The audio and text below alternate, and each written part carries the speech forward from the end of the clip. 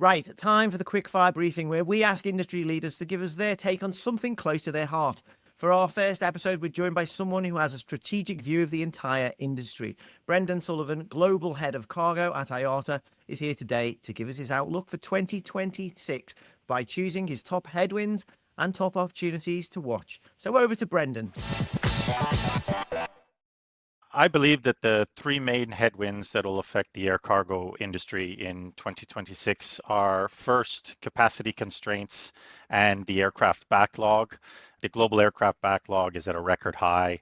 It's at 11 times the annual deliveries, and that limits fleet expansion. In addition, then global fleet growth actually slowed in 2025, meaning conversions are down and it's tightening the available capacity. This also leads to higher costs, operational costs, as well as reduced flexibility for shippers.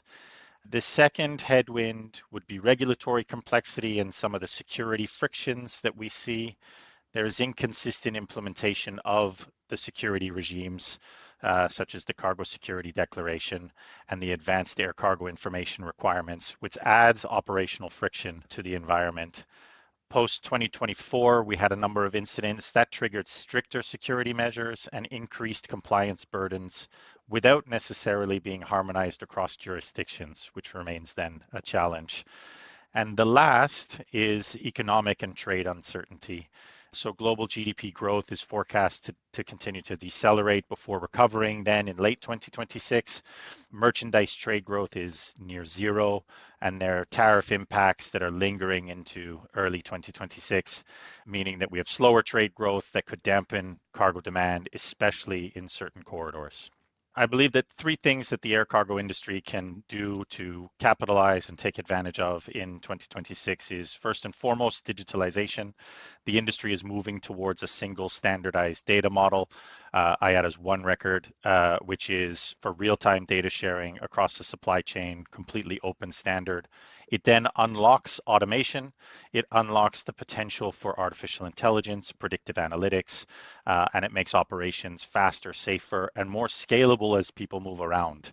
And digitalization is no longer optional, and it becomes the foundation and is the foundation for agility and resilience. The second area is really around e-commerce growth and specialized cargo. So over 80% of cross-border e-commerce shipments are moving by air. Global e-commerce is projected to keep growing. And so as a result, we have significant opportunity there, as well as in high value, time sensitive cargo. For example, pharmaceuticals, perishables, personalized medicine will drive demand for specialized handling, as well as temperature controlled logistics.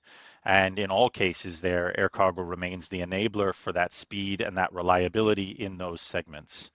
And lastly, we talk about the need for agility, especially in this fragmented trade environment.